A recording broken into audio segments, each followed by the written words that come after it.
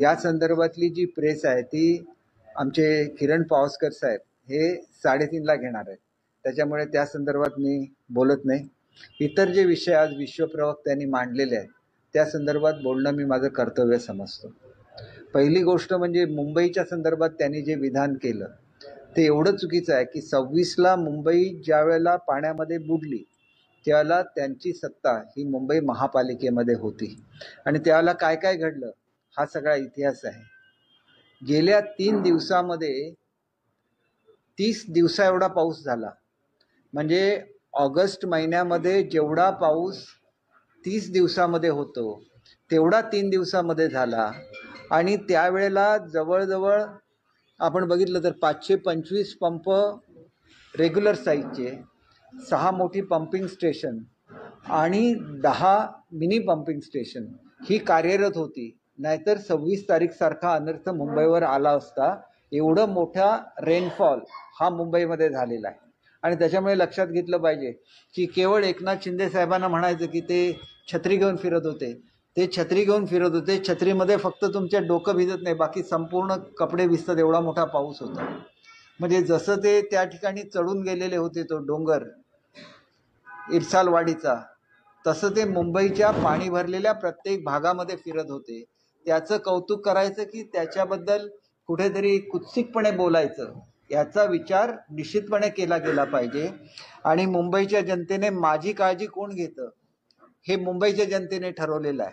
म्हणून त्यांनी जो काय फुगा फुगवलेला होता की 2 भाऊ एकत्र आल्यानंतर आम्ही एकतर्फी विजय मिळवू शकतो, हे बोलणारे तेच होते.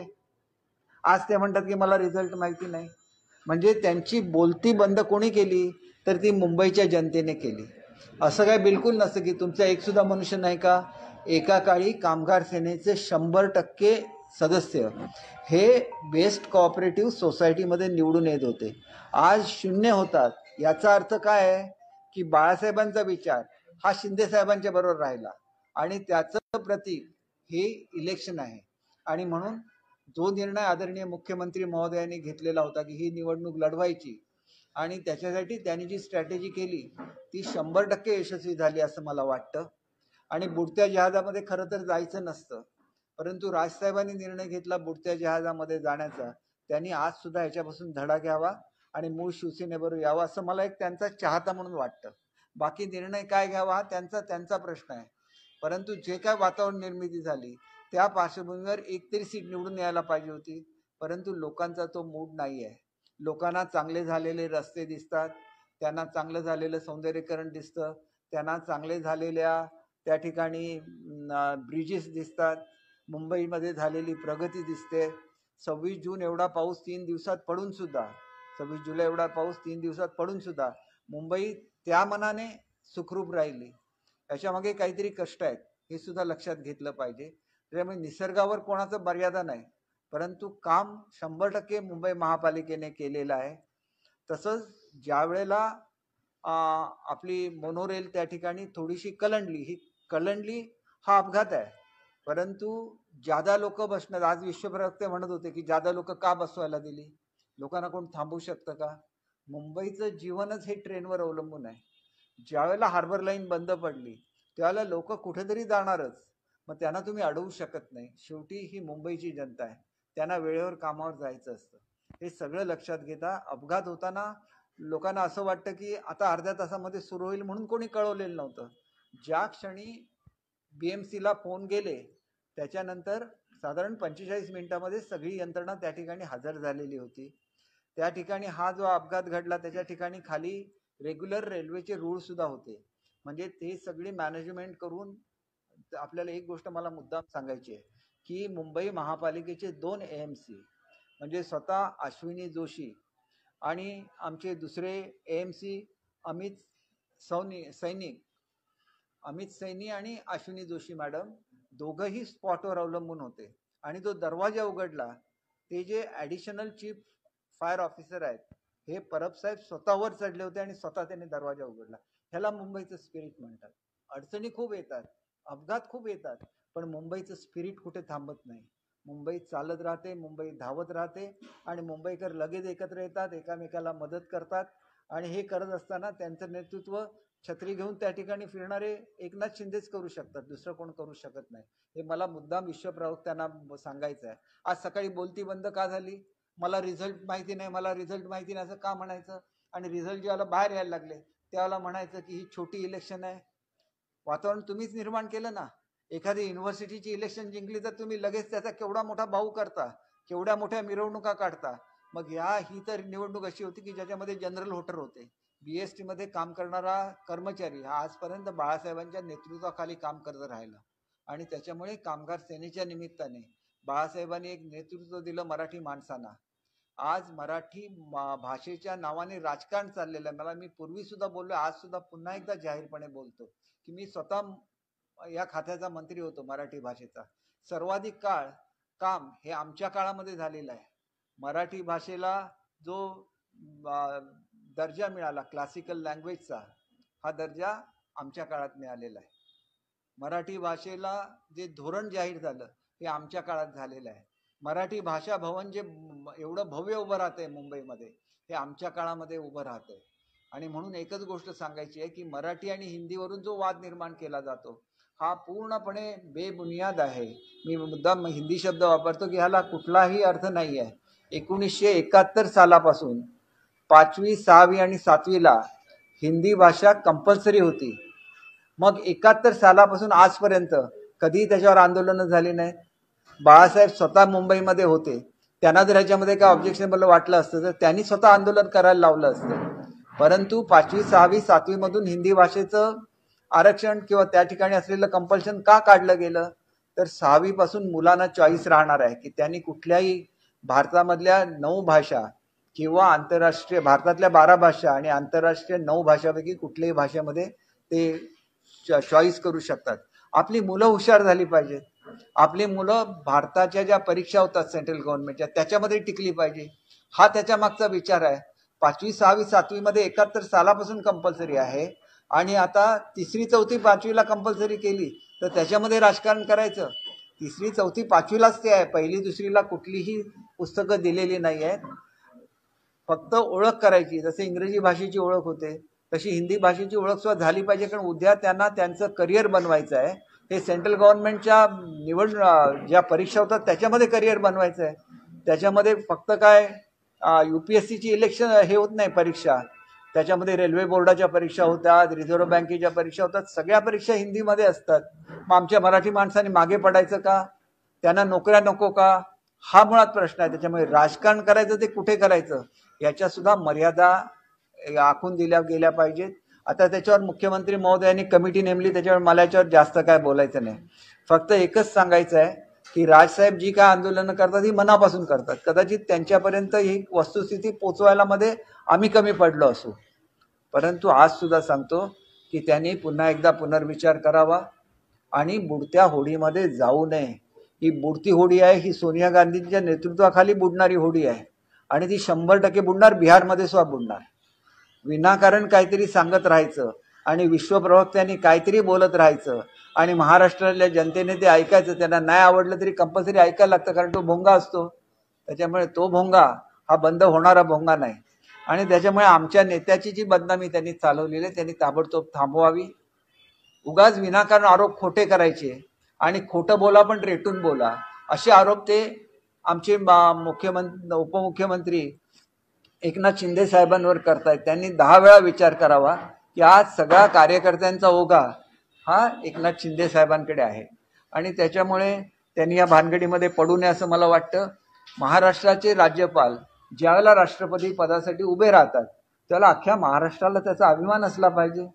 हे त्याच्यावर सुद्धा टीका करतात, म्हणजे हे नेमके आहेत कुठले हा विचार केला पाहिजे. शिवसेनेमध्ये राहून राष्ट्रवादीच्या हिताचा विचार करायचा, तसं महाराष्ट्रामध्ये राहून आंध्र प्रदेशच्या किंवा तेलंगणाच्या हिताचा विचार करायचा, एवढं यांचं राजकारण असतं. आम्हाला अभिमान आहे की आमचे राज्यपाल आहेत, आमच्या राज्याचे राज्यपाल आहे. अतिशय चांगला असा त्यांनी या ठिकाणी कार्यभार करत असताना छत्रपती शिवाजी महाराजांचा खऱ्या अर्थाने आदर ठेवण्याचं काम केलं, मराठी भाषेचा आदर ठेवण्याचं काम केलं. त्याच्यामुळे आम्हाला अभिमान आहे की उद्या ते भारताचे राष्ट्रपती होणार आहेत. त्याच्यावर सुद्धा टीका करणाऱ्या या विश्वप्रवक्त्यांचे महाराष्ट्राच्या जनतेने किंमत ओळखली पाहिजे. एवढंच मला या निमित्ताने सांगावंसं वाटतं. आणि त्याच्याचबरोबर त्यांनी दिल्लीच्या मुख्यमंत्र्यांवर झालेल्या हल्ल्याबद्दल सुद्धा वाटेल ते उद्गार काढले. आपण छत्रपती शिवाजी महाराजांच्या नावाने हे राज्य चालवतो. महिलांची किंमत कशी ठेवायची, त्यांचा मान कसा ठेवायचा, हे कोणाकडून शिकायचं, तर छत्रपती शिवाजी महाराजांकडून शिकलं पाहिजे. तर तुम्हीच त्याबाबत वाटेल ते बोलायचं हे अत्यंत चुकीचं आहे. एवढे दिवस मी थोडासा अलिप्त होतो, कारण हे विश्वप्रवक्ते काहीही बोलायला लागले तर ह्यांचं खरं स्वरूप हे उघड करायलाच लागतं. आणि माझं तेवढंच काम आहे मुख्य प्रवक्ता म्हणून. म्हणजे आज ह्याला एक त्यांनी मर्यादा ओलांडली, त्याच्यामुळे मला अचानक ही प्रेस घ्यायला लागली. खरं तर पावसकर साहेबांची 3 वाजता प्रेस होणार होती, ती कोऑपरेटिव्हची इलेक्शन असल्यामुळे आमचे कोऑपरेटिव्ह मधले नेतेच त्याबाबत बोलतील, मी काय त्याच्यावर बोलणार नाही. पण जे खोटं बोलले ते त्याच्याबद्दल मात्र मला बोललं पाहिजे की या ठिकाणी बाळासाहेबांची निर्विवाद सत्ता ही त्या कोऑपरेटिव्ह संस्थेवर होती. आणि आजपर्यंत एकतर्फी कधीही शशांक रावांच्याकडे ही संस्था नव्हती. शशांकराव साहेब हे चांगले कामगार नेते आहेत, त्यांनी कोऑपरेटिव्ह मध्ये सुद्धा चांगलं काम केलं, याचा आम्हाला सार्थ अभिमान आहे. आमच्या मुख्यमंत्र्यांनी चांगलं असं नियोजन केलं आणि मग प्रसाद लाड असतील, दरेकर असतील, शशांकराव साहेब असतील, सगळ्यांनी मेहनत केली. जसे हे विधानसभेच्या काळामध्ये झोपून राहिले तसं हे झोपून राहिले ही वस्तुस्थिती आहे. कोणीही प्रचारामध्ये पोटतिडकीने भाग घेतला नाही, कारण कोणालाही नको आहे. प्रत्येकाला वाटतं की माझं तिकीट कुठलं मिळणार, उद्या जर राजसाहेब आमच्यामध्ये आले तर आमची तिकीटं कापली जाणार. हीच भावना आज सुद्धा, हे मला अतिशय नम्रपणे सांगायचं आहे. म्हणून आज सुद्धा राजसाहेबांनी याच्यावर विचार करावं आणि मूळ बाळासाहेबांचा जो विचार आहे या विचाराबरोबर यावं असं मला वाटतं. आणि त्याच्याच बरोबर ब्रँडबद्दल वगैरे ते बोलतात. आमच्या दृष्टीने ब्रँड एकच आणि तो बाळासाहेब ठाकरे. तोच ब्रँड महाराष्ट्रामध्ये चालणार. आणि बाळासाहेबांच्या ठाकरेंच्या विचारापासून लांब गेला तर हा ब्रँड महाराष्ट्रामध्ये कधीही चालणार नाही. तुम्ही जर स्वातंत्र्यवीर सावरकरांच्या विरोधात बोलायला लागला तर कधीही महाराष्ट्राची जनता ऐकणार नाही. मुंबईतला मुख्य रस्ता आहे त्याला सुद्धा स्वातंत्र्यवीर सावरकरांचंच नाव आहे, हे लक्षात ठेवलं पाहिजे. तो महाराष्ट्राचा अभिमान आहे. उद्या राहुल गांधी काही बोलतील आणि तुम्ही त्याच्यामागे फरफटत जाल असाल तर आमचा त्याच्याशी काहीही संबंध नाही. महाराष्ट्राच्या निवडणुकांचा विचार करून ते आज जे काय बिहारमध्ये मतं मिळवण्याचं राजकारण चाललेलं आहे हे अतिशय खालच्या दर्जाचं राजकारण. मी आज सुद्धा सांगतो, खरं जर तुमच्यामध्ये हिंमत असेल ॲफिडेव्हिट करा आणि ॲफिडेव्हिट करून उद्या जर त्याच्यामध्ये तुम्ही फेल गेलात तर तुम्ही तुरुंगात जाणार, याची जाणीव राहुल गांधींनी ठेवलं पाहिजे. ते एक मोठे नेते आहेत, विरोधी पक्षाचे नेते आहेत. मग का करत नाहीत ॲफिडेव्हिट? ॲफिडेव्हिट तुम्ही ज्यावेळेला करता शपथपत्र त्यावेळेला तुमच्यावर एक रिस्पॉन्सिबिलिटी असते. खोटं ॲफिडेव्हिट केलं तर त्याला तुरुंगवास असतो. त्यांनी तुरुंगवास त्यांना व्हावा असं माझं बिलकुल मत नाही, पण त्यांनी ॲफिडेव्हिट करावं हे आम्ही आमच्या पक्षाच्या वतीने जाहीरपणे त्यांना सांगतो. कारण ही महाराष्ट्राची निवडणूक आहे.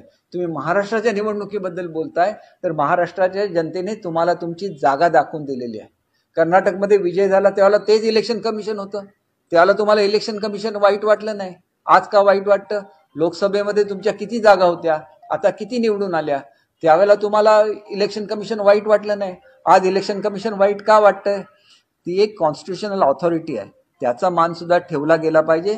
महाराष्ट्राने तो मान नेहमी ठेवलेला आहे आणि त्याच्यामुळे तुम्ही महाराष्ट्राबद्दल बोलू नका, तुम्ही दुसऱ्या कुठल्याही राज्याबद्दल बोला. तुम्ही ज्येष्ठ नेते आहात, आम्ही तुमच्याबद्दल काय बोलणार नाही. पण तुम्ही जर महाराष्ट्राबद्दल बोलायला लागला तर आम्हाला उत्तर त्याला देणं भाग आहे. एवढंच मला या निमित्ताने सांगायचं आहे. आणि त्याच्यामुळेच बिहार राज्यामध्ये तुम्हाला जे काय करायचं आहे तुम्ही करा ना प्रचार. विश्वप्रवक्त्यांना घेऊन चला. तिथं बिहारमध्ये त्यांना किती लोक ओळखतच असणार, कारण मुंबईचे बरेच लोक बिहारमध्ये राहतात, मुंबईमध्ये राहतात बिहारची लोक. त्यांना भोंगा म्हणजे काय ते माहिती आहे. मराठी भाषा तेवढी तर त्यांना येतेच. सकाळी 9 वाजता कुठला भोंगा लागतो त्यांना माहिती आहे. त्याच्यामुळे जावा, प्रचार करा आणि नंतर काय ते करा. विनाकारण ह्या पद्धतीने वागू नका, एवढंच मला या निमित्ताने इशारा द्यायचा आहे. नाहीतर तुम्ही जे जे बोलता त्याच्यावर समर्पक उत्तर आमच्याकडे आहे. तुम्ही डिझास्टर मॅनेजमेंटबद्दल बोलला. डिझास्टर कोणाला सांगून येत नसतं. डिझास्टर आल्यानंतर त्याला तोंड द्यायला लागतं. अमुक दरड कोसळणार हे कोणीही त्याचं प्रिडिक्शन करू शकत नाही. अमेरिकेसारख्या देश करू शकला नाही, ते आम्ही काय करणार आहे. ज्या वेळेला आपत्ती येते त्यावेळेला आपत्ती व्यवस्थापनाची टीम तिथं पोहोचली की नाही याला महत्व आहे. त्याच्यामुळे आपत्ती व्यवस्थापनाची जी टीम आहे ज्यावर उदार होऊन ही सगळी लोक ही मिलिटरीमधली एकतर रिटायर किंवा मिलिटरीमध्ये कार्यरत असलेली लोक आहेत आणि त्याच्याबद्दल आम्हाला अभिमान आहे. ज्याला प्रसंग येतो त्यावेळेला ते धावून जात असतात. त्यांची सुद्धा कुचेष्टा तुम्ही करता.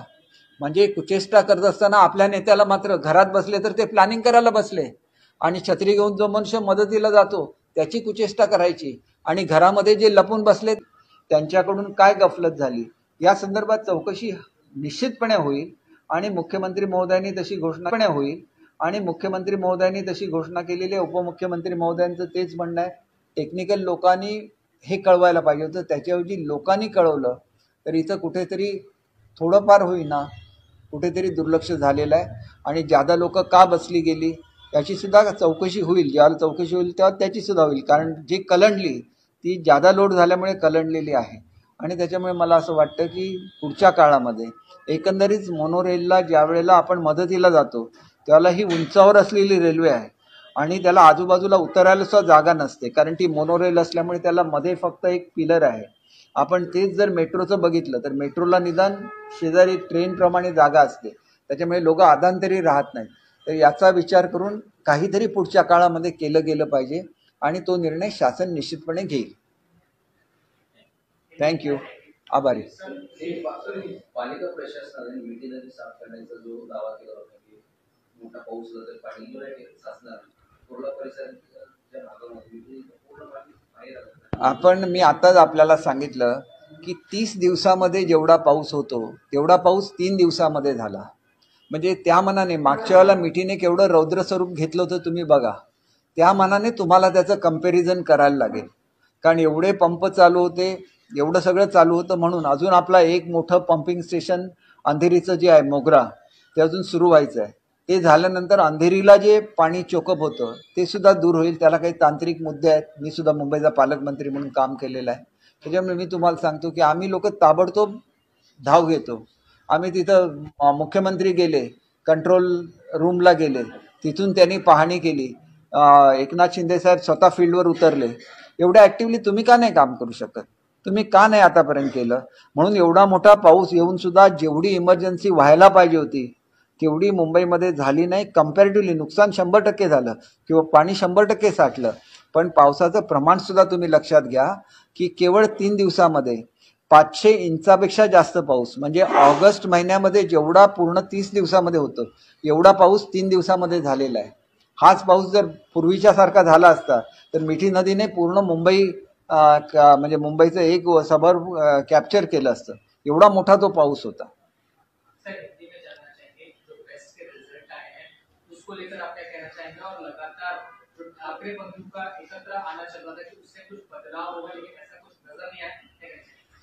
देखिए, ये बीएसटी का जो इलेक्शन है वो कोऑपरेटिव का इलेक्शन है.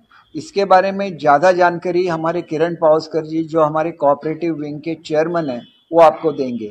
लेकिन जो एक माहौल बना था कि ठाकरे बंधु इकट्ठा आ रहे तो हम इजीली इलेक्शन जीतेंगे, तो इनका रिजल्ट 0 रहा.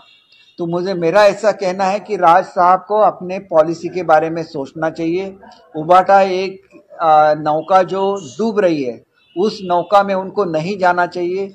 जो असली विचार है वो बाळा साहब का विचार है. आज तक बेस्ट कोऑपरेटिव सोसाइटी में बाळा साहब के 100% लोग चुन के आते थे. उसी में अगर 0 रिजल्ट आता है तो इसका मतलब ये है कि आप बाळा साहब के विचारों से परे निकल गए, आप उससे अलग हो गए. तो इसीलिए ये रिजल्ट आया है. तो इसके बारे में राज साहब को सोचना चाहिए और जो ओरिजिनल शिवसेना है जो धनुष्य बाण है उसके साथ उनको आना चाहिए. ऐसे मुझे लगता है आगे चल के क्या निर्णय लेना है वो तो उनको ही लेना है, लेकिन इससे उनको सीख लेनी चाहिए क्योंकि वो बहुत बड़े नेता है. उनके बारे में मैं कुछ नहीं बोल सकता, लेकिन ये जरूर बोल सकता हूँ कि ये जो एक भ्रम हुआ था उस भ्रम को मुंबई की जनता ने तोड़ा है. मुंबई की जनता विकास चाहती है. जो विकास मुंबई का हुआ है उससे वो संतुष्ट है. इसीलिए एक ही तरफ वोटिंग हो गया और उसके लिए मुंबई का जो विकास है और मुंबई की जो विकास का विजन है उसको उन्होंने वोट दिया. प्रवक्ता हैं जो डिजास्टर पे सवाल उठा रहे हैं, जिस तरह से पूरी बारिश हुई और ऐसा हुआ, क्या कहें? देखिए, ये जो विश्व प्रवक्ता है वो विश्व प्रवक्ता ही है. वो उनको ज़्यादा मालूम इंडिया के बारे में नहीं रहते हैं. वो सब बड़ी बड़ी बातें करते हैं. डिज़ास्टर तो ऐसे है कि डिज़ास्टर कोई बोल के नहीं होता है. डिज़ास्टर एक एक्सीडेंट होता है और एक्सीडेंट जब होता है तो उसके बाद डिसास्टर मैनेजमेंट की टीम कितनी जल्दी रिएक्ट करती है, इसको बहुत इम्पोर्टेंट है। ये सब हमारे सैनिक रहते, या तो वो एग्जिस्टिंग अपने ड्यूटी पे रहते, या तो जो रिटायर्ड है वही डिजास्टर मैनेजमेंट में आते हैं। तो बहुत अच्छा काम करते हैं, बहुत अच्छी तरह से रिस्पॉन्ड करते हैं, लोगों की जान बचाते हैं। तो इसके बारे में लोगों ने उसकी सराहना करना चाहिए, जबकि ये इसमें क्रिटिसाइज कर रहे थे। तो इनकी ये एटीट्यूड है, और वो वैसे ही आदमी है, नहीं तो आज मुझे क्यों लेनी पड़ती। मैं तो मुख्य प्रवक्ता हूँ, हमेशा मैं प्रेस किसी लेता नहीं हूँ। तो इस तरह से उन्होंने सब उल्लंघन किया है, उनकी जो मर्यादा है उसका उल्लंघन किया है। वो बोल रहे थे कि छाता लेके एकनाथ शिंदे घूम रहे थे, तो छाता लेके घूम रहे थे तब बारिश इस सीजन की सबसे ज़्यादा बारिश हुई थी, और उसमें वो छाता लेके हर एक एरिया में जा रहे थे, लोगों की मदद कर रहे थे। तो उस पर आप क्रिटिसाइज करते हैं, और आपके नेता जो मातोश्री में बैठे हुए हैं उनके बारे में आप अच्छे बोलते हैं। तो एक प्रेजुडिस है वो उनके बारे में। मुझे ऐसे लगता है कि शिवसेना को भी जो उबाटा है उनको भी सोचना चाहिए कि ये आदमी ने हमको ख़त्म किया है, उसको आगे चल के बोलने को नहीं देना चाहिए। वो गलत बोलते हैं और उसका सब रिएक्शन उबाटा पे आ जाता है। सर, आप बहुत सारी बात कर रहे हैं, लेकिन लगातार जिस तरह से 2 दिन से मुंबई में और अलग-अलग जगहों पर बारिश हुई है, वाटर लॉगिंग हुई है, तो कहीं ना कहीं वो विकास नजर नहीं आ रहा है। ऐसे लोगों का सवाल है, लोकल बंद की वही मुझे बोलना है कि 3 दिन में 500 सेंटीमीटर बारिश हुई थी। ये जो 30 दिन में होती है, अगस्त के 30 दिनों में, ये बारिश 3 दिन में हो गई। अगर सेम चीज़ रहती जैसे 26 तारीख का जो इंसिडेंस हुआ था, उस जैसा माहौल रहता तो आज मुंबई पूरी फ्लडेड हो जाती। लेकिन इसको कंट्रोल इसलिए हो सका क्योंकि 6 बड़े पंपिंग स्टेशन कार्यरत थे, 5 मीडियम साइज के कार्यरत थे, और 500 से ज़्यादा पंपिंग स्टेशन कार्यरत थे। इसीलिए क्योंकि मुंबई का एक खुद का एक डिसएडवांटेज है कि जब भरती आ जाती है, मतलब हाई टाइड रहती है, तो पानी बाहर नहीं निकल सकता। तो एक वो नेचुरल फिनोमिना है मुंबई का।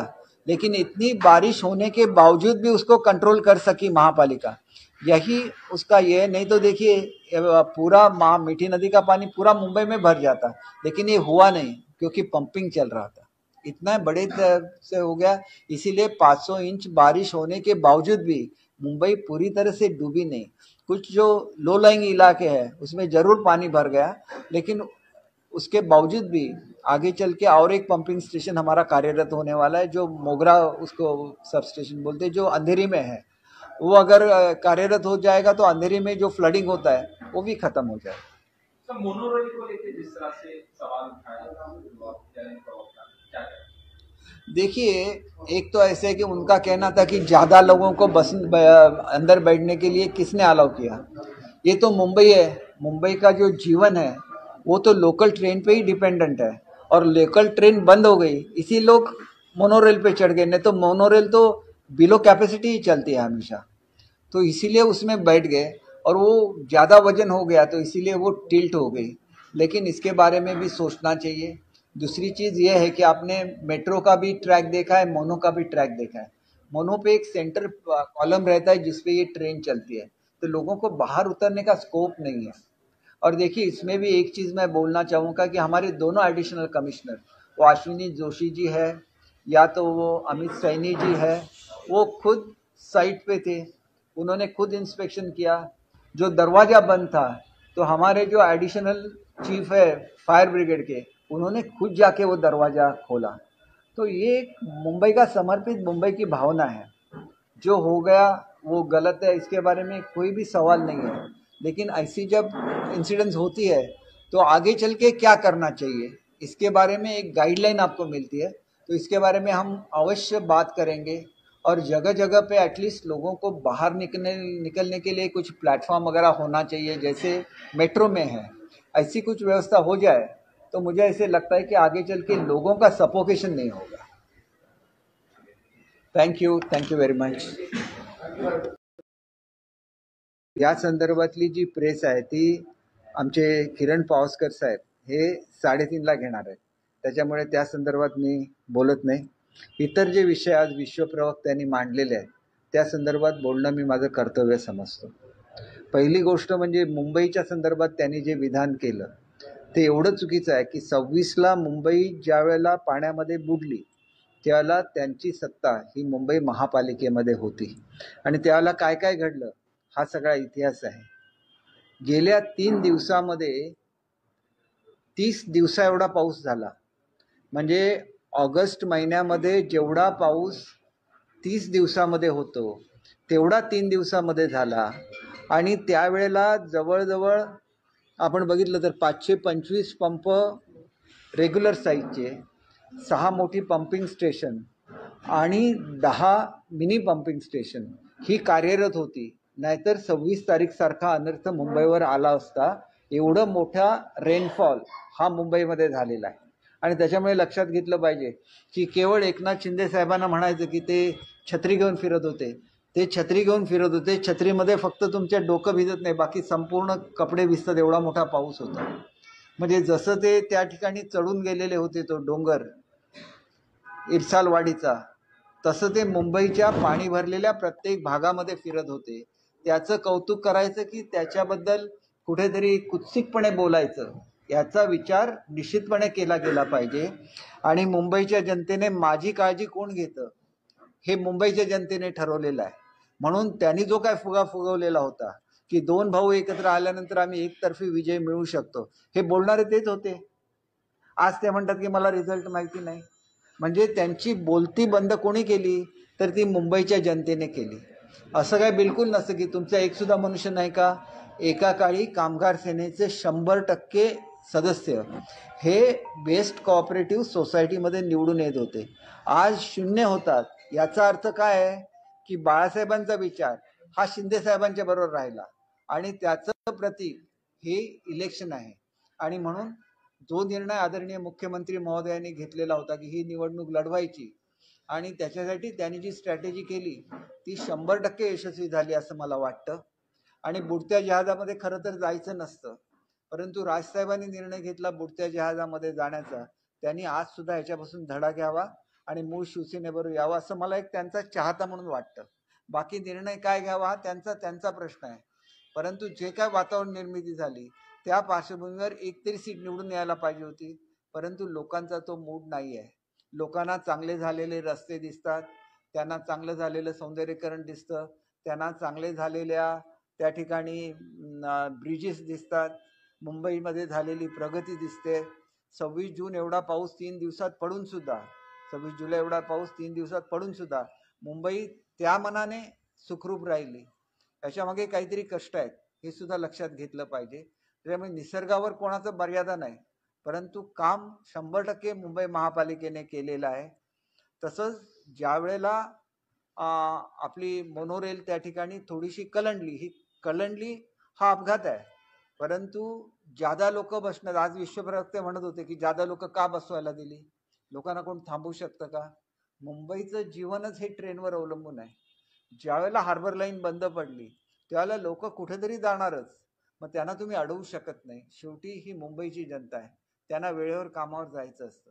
हे सगळं लक्षात घेता अपघात होताना लोकांना असं वाटतं की आता अर्ध्या तासामध्ये सुरू होईल म्हणून कोणी कळवलेलं नव्हतं. ज्या क्षणी BMCला फोन गेले त्याच्यानंतर साधारण 45 मिनिटामध्ये सगळी यंत्रणा त्या ठिकाणी हजर झालेली होती. त्या ठिकाणी हा जो अपघात घडला त्याच्या ठिकाणी खाली रेग्युलर रेल्वेचे रूळ सुद्धा होते. म्हणजे ते सगळी मॅनेजमेंट करून आपल्याला एक गोष्ट मला मुद्दाम सांगायची आहे की मुंबई महापालिकेचे 2 AMC म्हणजे स्वतः अश्विनी जोशी आणि आमचे दुसरे AMC अमित सैनी आणि अश्विनी जोशी मॅडम दोघंही स्पॉटवर अवलंबून होते. आणि जो दरवाजा उघडला ते जे ॲडिशनल चीफ फायर ऑफिसर आहेत हे परब साहेब स्वतःवर चढले होते आणि स्वतः त्यांनी दरवाजा उघडला. ह्याला मुंबईचं स्पिरिट म्हणतात. अडचणी खूप येतात, अपघात खूप येतात, पण मुंबईचं स्पिरिट कुठे थांबत नाही. मुंबई चालत राहते, मुंबई धावत राहते आणि मुंबईकर लगेच एकत्र येतात, एकामेकाला मदत करतात. आणि हे करत असताना त्यांचं नेतृत्व छत्री घेऊन त्या ठिकाणी फिरणारे एकनाथ शिंदेच करू शकतात, दुसरं कोण करू शकत नाही. हे मला मुद्दाम विश्वप्रवक्त्यांना सांगायचं आहे. आज सकाळी बोलती बंद का झाली, मला रिझल्ट माहिती नाही, मला रिझल्ट माहिती नाही असं का म्हणायचं. आणि रिझल्ट ज्याला बाहेर यायला लागले त्याला म्हणायचं की ही छोटी इलेक्शन आहे. वातावरण तुम्हीच निर्माण केलं ना. एखादी युनिव्हर्सिटीची इलेक्शन जिंकली तर तुम्ही लगेच त्याचा केवढा मोठा भाऊ करता, केवढ्या मोठ्या मिरवणुका काढता. मग ही तर निवडणूक अशी होती की ज्याच्यामध्ये जनरल व्होटर होते. BST मध्ये काम करणारा कर्मचारी हा आजपर्यंत बाळासाहेबांच्या नेतृत्वाखाली काम करत राहिला आणि त्याच्यामुळे कामगार सेनेच्या निमित्ताने बाळासाहेबांनी एक नेतृत्व दिलं मराठी माणसांना. आज मराठी भाषेच्या नावाने राजकारण चाललेलं आहे. मी पूर्वी सुद्धा बोललो, आज सुद्धा पुन्हा एकदा जाहीरपणे बोलतो की मी स्वतः या खात्याचा मंत्री होतो मराठी भाषेचा. सर्वाधिक काळ काम हे आमच्या काळामध्ये झालेलं आहे.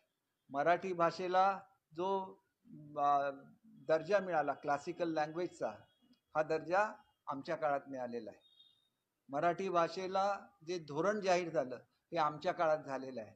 मराठी भाषा भवन जे एवढं भव्य उभं राहतंय मुंबईमध्ये, हे आमच्या काळामध्ये उभं राहतंय. आणि म्हणून एकच गोष्ट सांगायची आहे की मराठी आणि हिंदीवरून जो वाद निर्माण केला जातो हा पूर्णपणे बेबुनियाद आहे.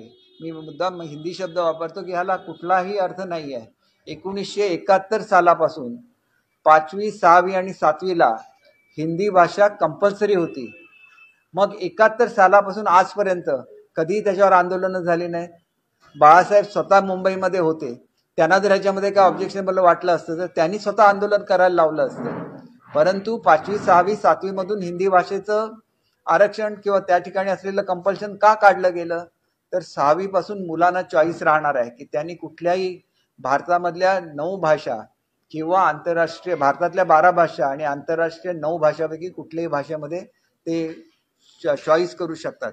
आपली मुलं हुशार झाली पाहिजेत. आपली मुलं भारताच्या ज्या परीक्षा होतात सेंट्रल गव्हर्नमेंटच्या त्याच्यामध्ये टिकली पाहिजे, हा त्याच्या मागचा विचार आहे.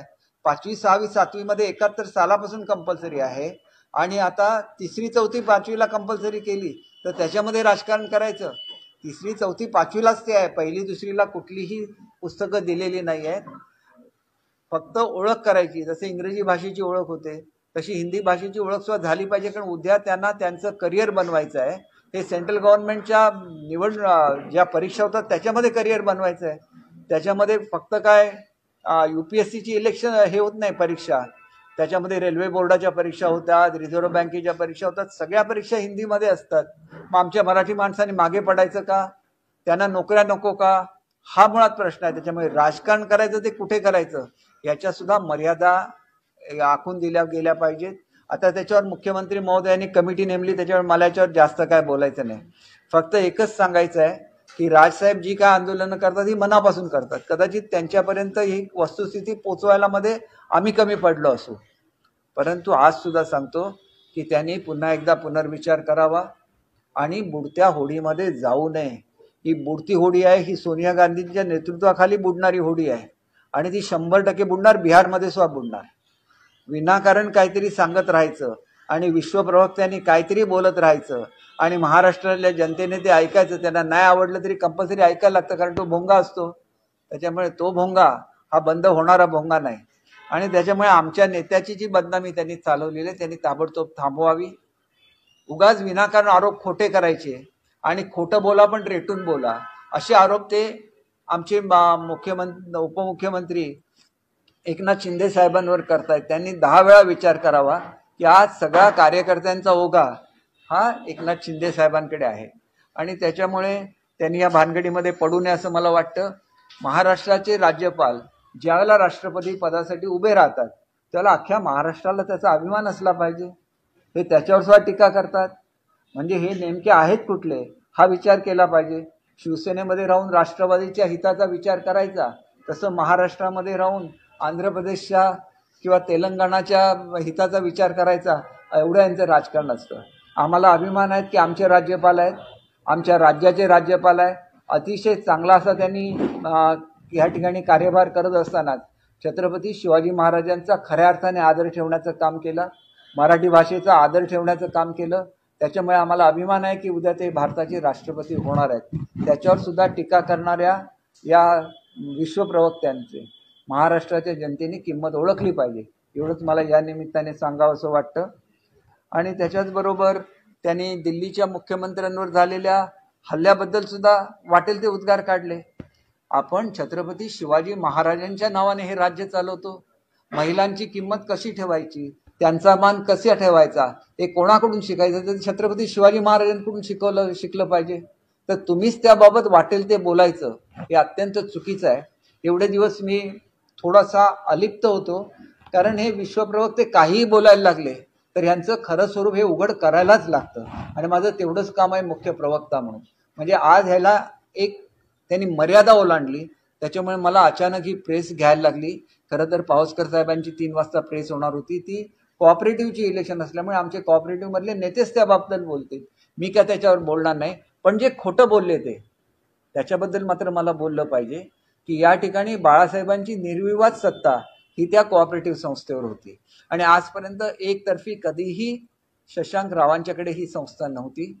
शशांक राव साहेब हे चांगले कामगार नेते आहेत, त्यांनी कोऑपरेटिव्हमध्ये सुद्धा चांगलं काम केलं, याचा आम्हाला सार्थ अभिमान आहे. आमच्या मुख्यमंत्र्यांनी चांगलं असं नियोजन केलं, आणि मग प्रसाद लाड असतील, दरेकर असतील, शशांक राव साहेब असतील, सगळ्यांनी मेहनत केली. जसं हे विधानसभेच्या काळामध्ये झोपून राहिले तसं हे झोपून राहिले ही वस्तुस्थिती आहे. कोणीही प्रचारामध्ये पोटतिडकीने भाग घेतला नाही, कारण कोणालाही नको आहे. प्रत्येकाला वाटतं की माझं तिकीट कुठलं मिळणार, उद्या जर राजसाहेब आमच्यामध्ये आले तर आमची तिकीटं कापली जाणार. हीच भावना आज सुद्धा, हे मला अतिशय नम्रपणे सांगायचं आहे. म्हणून आज सुद्धा राजसाहेबांनी याच्यावर विचार करावं, आणि मूळ बाळासाहेबांचा जो विचार आहे या विचाराबरोबर यावं असं मला वाटतं. आणि त्याच्याच बरोबर ब्रँडबद्दल वगैरे ते बोलतात, आमच्या दृष्टीने ब्रँड एकच, आणि तो बाळासाहेब ठाकरे. तोच ब्रँड महाराष्ट्रामध्ये चालणार, आणि बाळासाहेबांच्या ठाकरेंच्या विचारापासून लांब गेला तर हा ब्रँड महाराष्ट्रामध्ये कधीही चालणार नाही. तुम्ही जर स्वातंत्र्यवीर सावरकरांच्या विरोधात बोलायला लागला तर कधीही महाराष्ट्राची जनता ऐकणार नाही. मुंबईतला मुख्य रस्ता आहे त्याला सुद्धा स्वातंत्र्यवीर सावरकरांचंच नाव आहे, हे लक्षात ठेवलं पाहिजे. तो महाराष्ट्राचा अभिमान आहे. उद्या राहुल गांधी काही बोलतील आणि तुम्ही त्याच्यामागे फरफटत जात असाल तर आमचा त्याच्याशी काहीही संबंध नाही. महाराष्ट्राच्या निवडणुकांचा विचार करून ते आज जे काय बिहारमध्ये मतं मिळवण्याचं राजकारण चाललेलं आहे हे अतिशय खालच्या दर्जाचं राजकारण. मी आज सुद्धा सांगतो, खरं जर तुमच्यामध्ये हिंमत असेल ॲफिडेव्हिट करा, आणि ॲफिडेव्हिट करून उद्या जर त्याच्यामध्ये तुम्ही फेल गेलात तर तुम्ही तुरुंगात जाणार, याची जाणीव राहुल गांधींनी ठेवलं पाहिजे. ते एक मोठे नेते आहेत, विरोधी पक्षाचे नेते आहेत. मग का करत नाही ते ॲफिडेव्हिट? ॲफिडेव्हिट तुम्ही ज्यावेळेला करता शपथपत्र त्यावेळेला तुमच्यावर एक रिस्पॉन्सिबिलिटी असते. खोटं ॲफिडेव्हिट केलं तर त्याला तुरुंगवास असतो. त्यांनी तुरुंगवास त्यांना व्हावा असं माझं बिलकुल मत नाही, पण त्यांनी ॲफिडेव्हिट करावं हे आम्ही आमच्या पक्षाच्या वतीने जाहीरपणे त्यांना सांगतो. कारण ही महाराष्ट्राची निवडणूक आहे. तुम्ही महाराष्ट्राच्या निवडणुकीबद्दल बोलताय तर महाराष्ट्राच्या जनतेने तुम्हाला तुमची जागा दाखवून दिलेली आहे. कर्नाटकमध्ये विजय झाला त्यावेळेला तेच इलेक्शन कमिशन होतं, त्यावेळेला तुम्हाला इलेक्शन कमिशन वाईट वाटलं नाही. आज का वाईट वाटतं?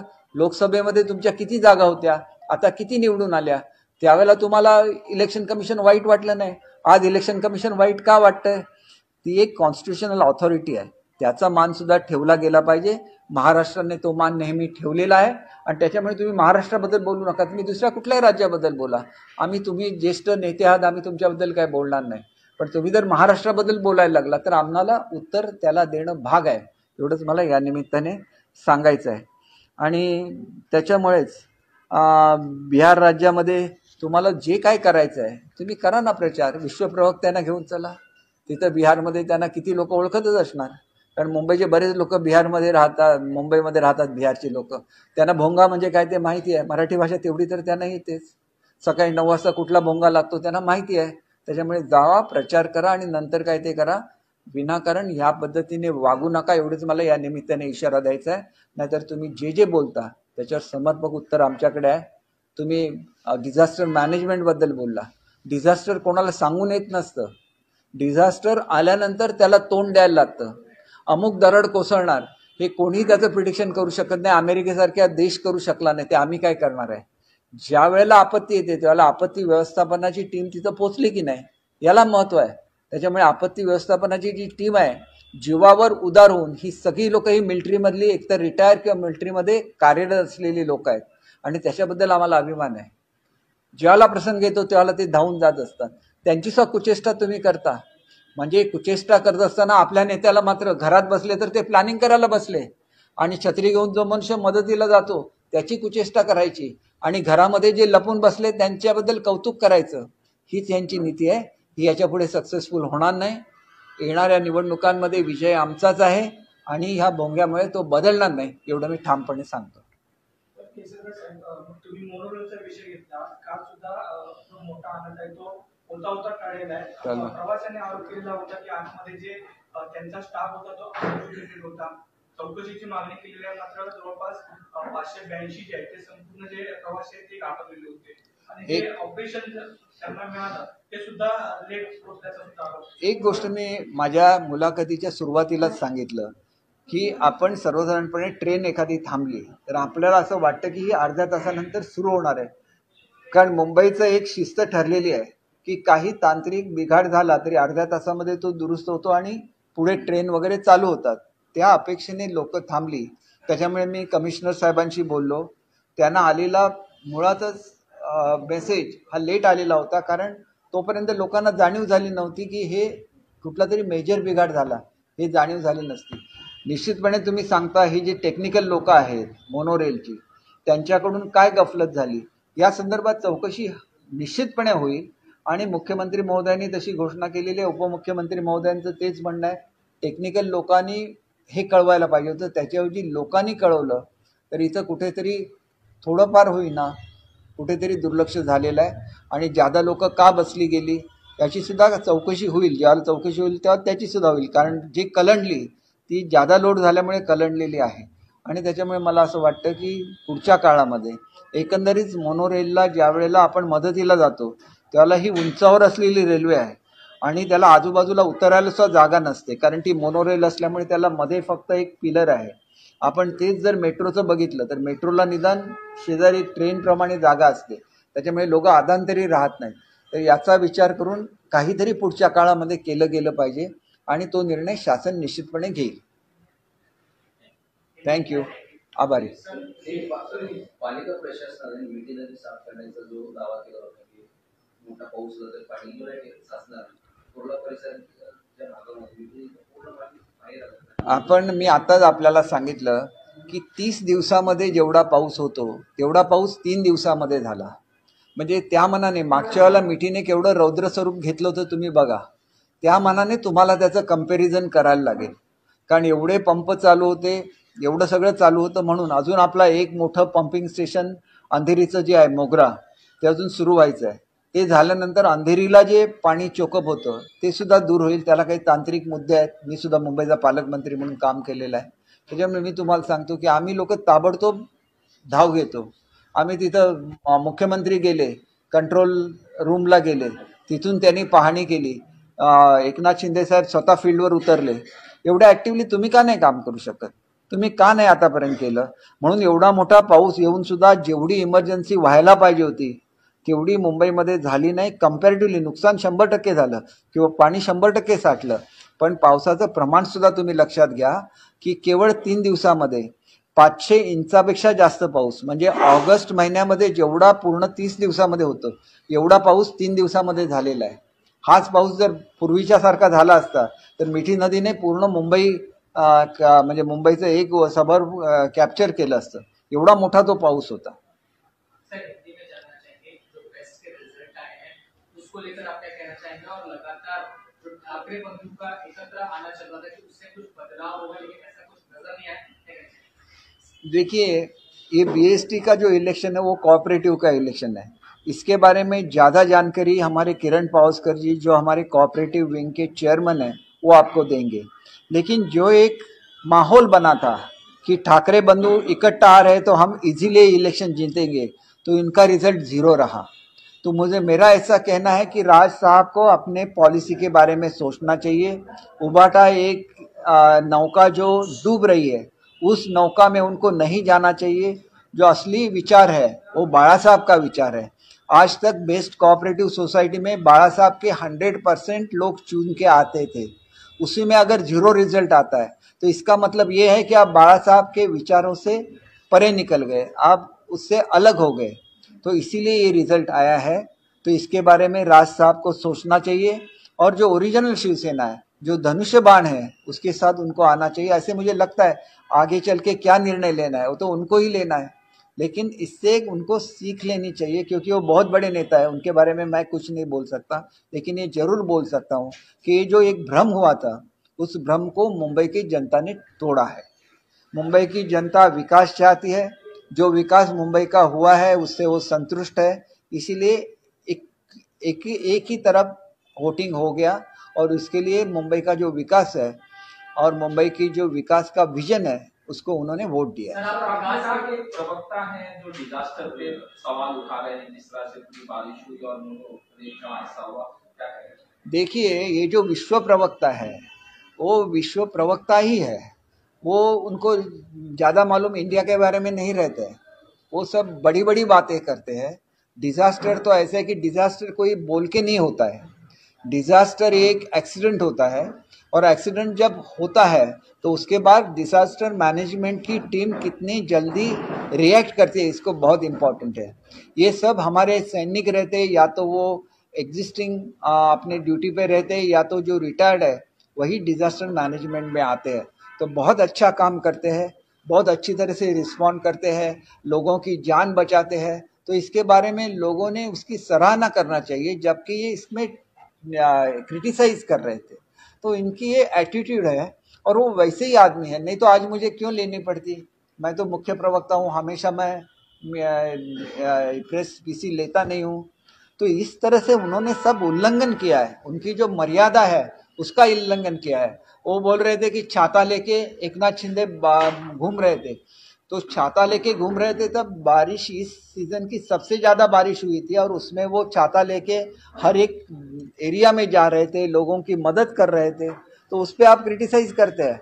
और आपके नेता जो मातोश्री में बैठे हुए हैं उनके बारे में आप अच्छे बोलते हैं, तो एक प्रेजुडिस है वो उनके बारे में। मुझे ऐसे लगता है कि शिवसेना को भी जो उबाटा है उनको भी सोचना चाहिए कि ये आदमी ने हमको ख़त्म किया है, उसको आगे चल के बोलने को नहीं देना चाहिए, वो गलत बोलते हैं और उसका सब रिएक्शन उबाटा पे आ जाता है। सर, आप विकास की बात कर रहे हैं, लेकिन लगातार जिस तरह से 2 दिन से मुंबई में और अलग-अलग जगहों पर बारिश हुई है, वाटर लॉगिंग हुई है, तो कहीं न कहीं वो विकास नजर नहीं आ रहा है। ऐसे लोगों का सवाल है, लोकल बंद की वही मुझे बोलना है कि 3 दिन में 500 सेंटीमीटर बारिश हुई थी।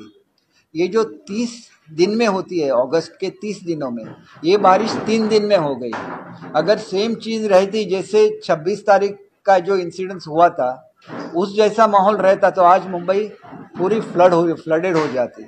लेकिन इसको कंट्रोल इसलिए हो सका क्योंकि 6 बड़े पंपिंग स्टेशन कार्यरत थे, 5 मीडियम साइज के कार्यरत थे, और 500 से ज़्यादा पंपिंग स्टेशन कार्यरत थे।